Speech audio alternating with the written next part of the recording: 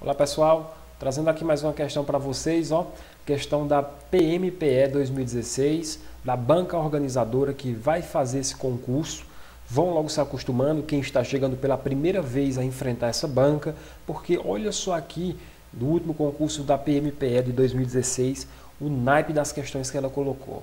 É uma questão que praticamente quando o candidato chega lá na penúltima linhazinha lá do texto, que isso aí praticamente é um texto, né? Ele já se esquece o que começou a ler lá no início. Então aqui é uma questão que o candidato tem que tomar aí, tá certo? Uma posição em relação a, caso não entender essa questão, voltar na questão, bater novamente na questão para entender, sair desse enunciado, né, sabendo o que vai responder, tá bom, pessoal? Uma questão fácil, uma questão boa, uma questão que caiu lá no PMPE 2016.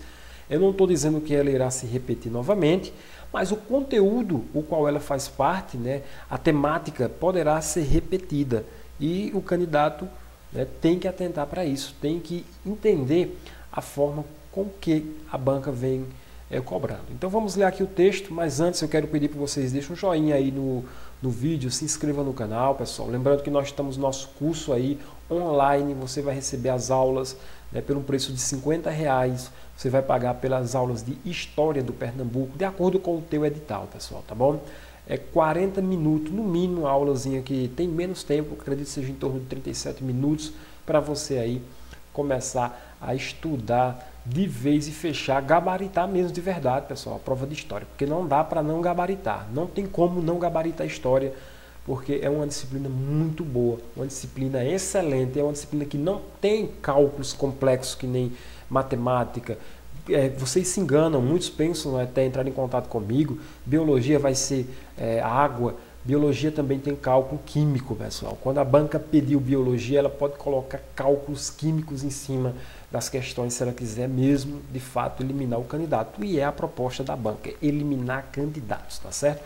Então vamos descontar nas disciplinas de leitura o que você vai perder lá, tá certo? Para garantir aí a tua aprovação.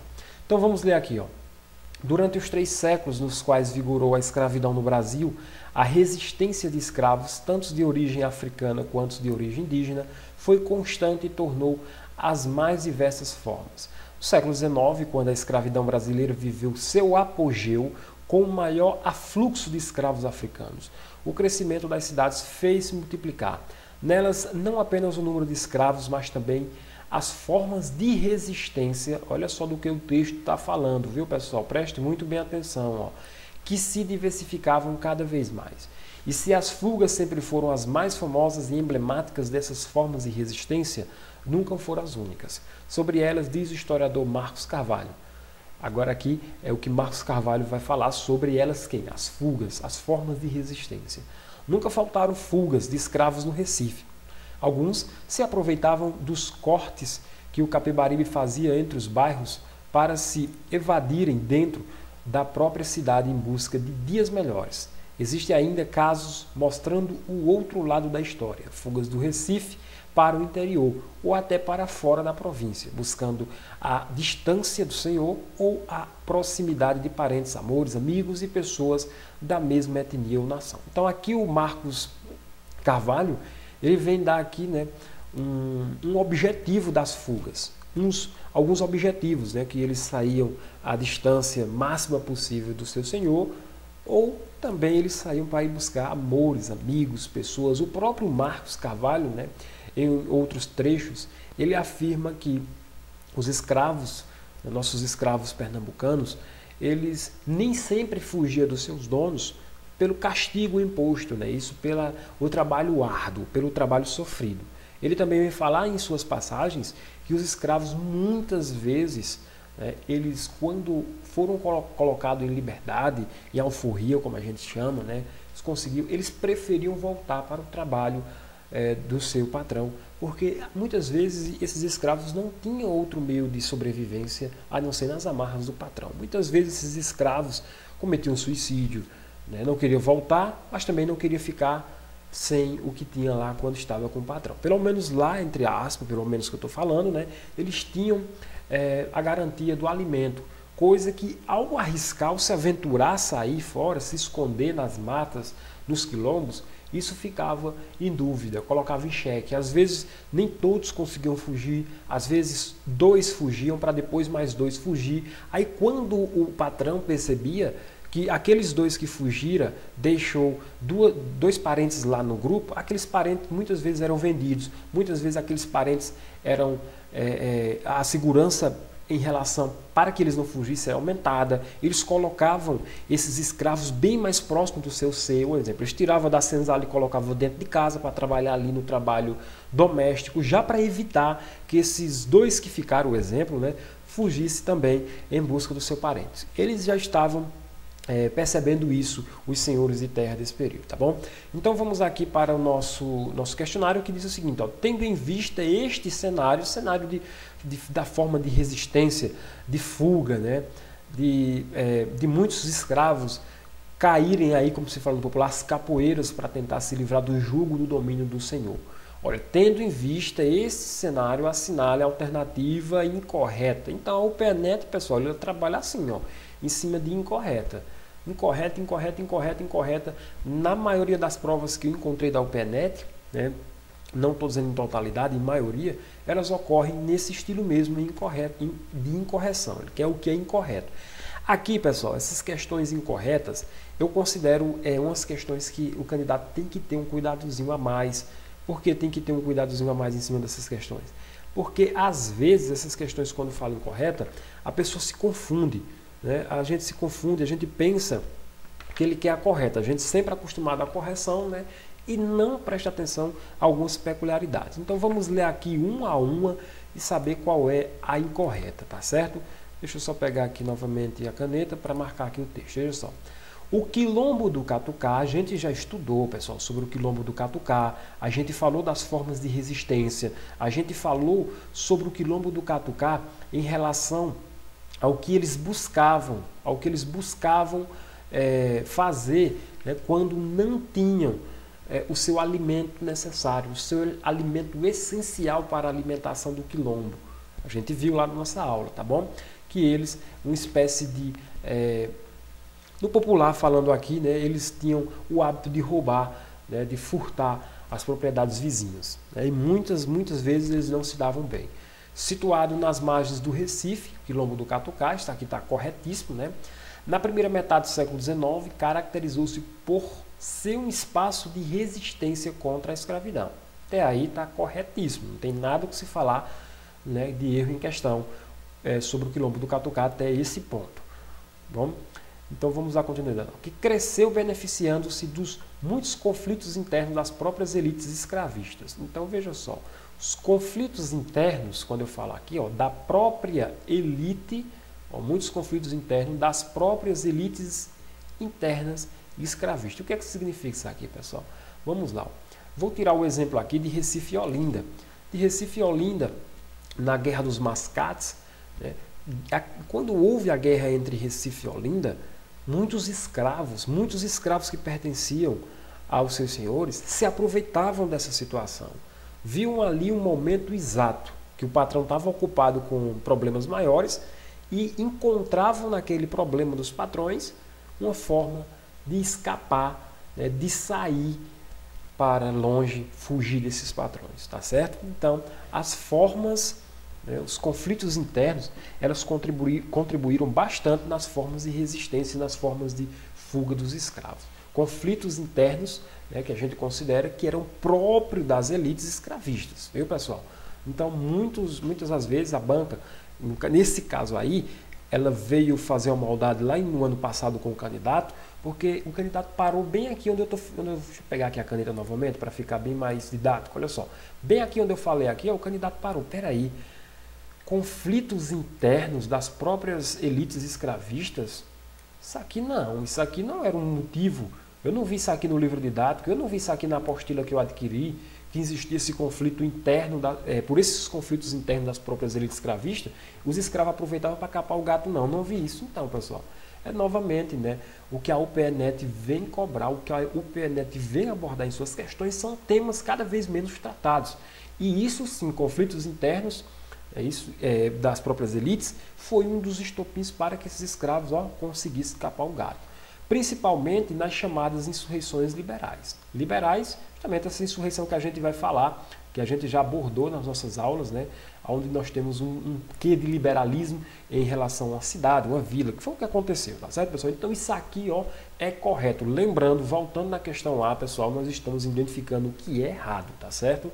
Então isso aí tá corretíssimo, tá certo? Houve isso aí, que não é tão abordado pelas apostilas, nem pelos livros, mas estou aqui dizendo para vocês, podem ficar confiantes, tá bom? Que isso aí é correto, tá bom? Então vamos lá para a nossa letra B, que diz o seguinte, ó. O quilombo do Catucá, situado nas margens do Recife, até aí está correto, né? Na primeira metade do século XIX, cresceu associado a esse centro urbano, beneficiado das fugas de escravos do Recife e canaviais da região, chegando também a expandir sobre toda a região, antes dominada por seu predecessor, o quilombo de Palmares, ou dos Palmares, né? Então, a nossa questão, ela vem ficar mesmo assim em dúvida, né? Deixa o candidato em dúvida, quando ele analisa esse ponto aqui, ó, que fala que o quilombo do Catucá, chegando também a se expandir sobre toda a região antes dominada por seu predecessor, o quilombo dos Palmares, tá bom? Então, deixe isso aqui, a gente vai já comentar isso aqui. A dúvida que o candidato poderia ficar era até aqui. Opa, o quilombo do Catucá, ele conseguiu mesmo lograr tão êxito assim? Daqui a pouco a gente vai ver, tá certo? Vamos lá para a letra C. Então, deixa a letra B segurada aí, tá? Com o crescimento da escravidão urbana no Recife, no século XIX, começaram a se desenvolver novas formas de fugas, tá bom? Crescimento da escravidão, lógico e evidente, né? Da escravidão urbana, começaram a desenvolver novas formas de fugas, como as chamadas fugas de portas de dentro, quando um escravo urbano fugia de seu dono, mas permanecia na mesma cidade, agora servindo ao novo senhor com o qual havia estabelecido um processo de negociação.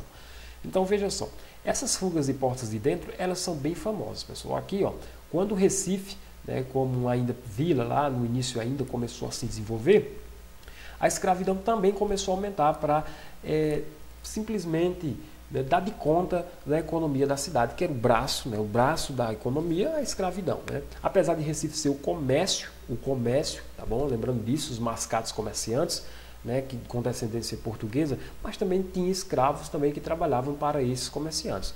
Precisavam tirar cargas e descargas de materiais que eram utilizados aí no dia a dia desse pessoal, tá certo? Então era necessário, era fundamental também o trabalho escravo lá no Recife. Então preste muito bem atenção aqui, ó.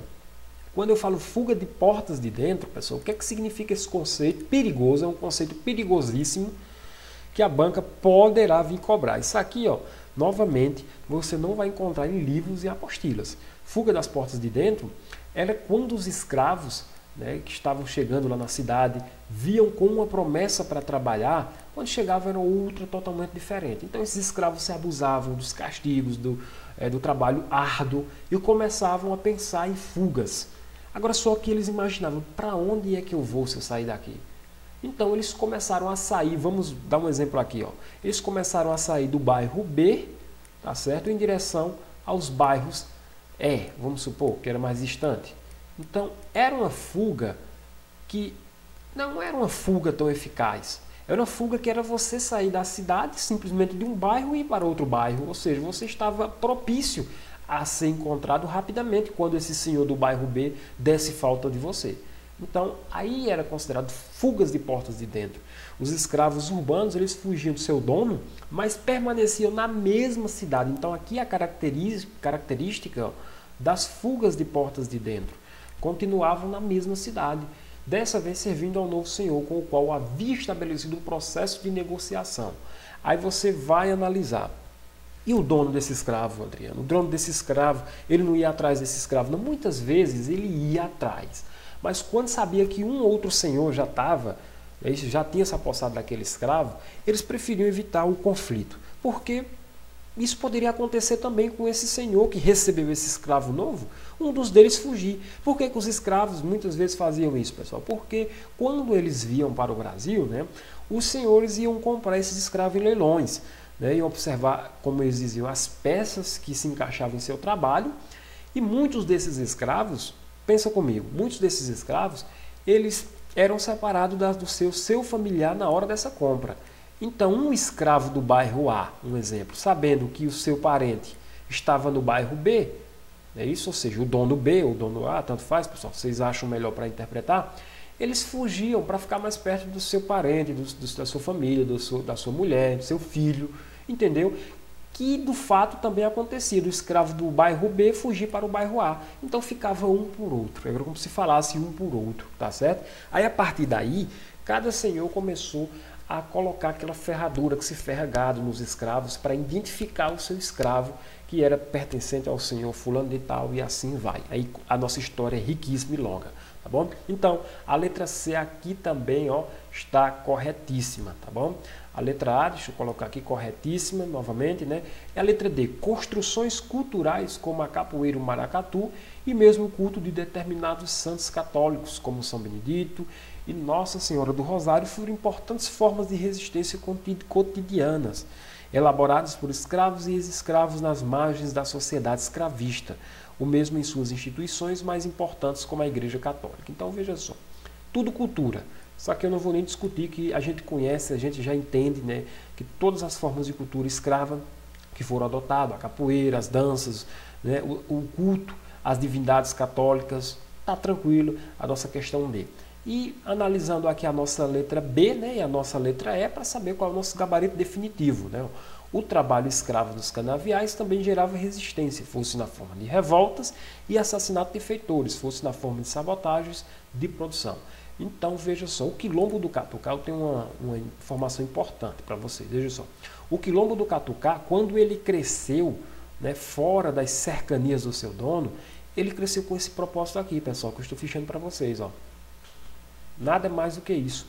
O propósito de que, já que eles não tinham recursos para investir em bens, eles começaram a sabotar, tá bom? Mas essa prática de sabotagem do Catucá já havia desde antes do escravo.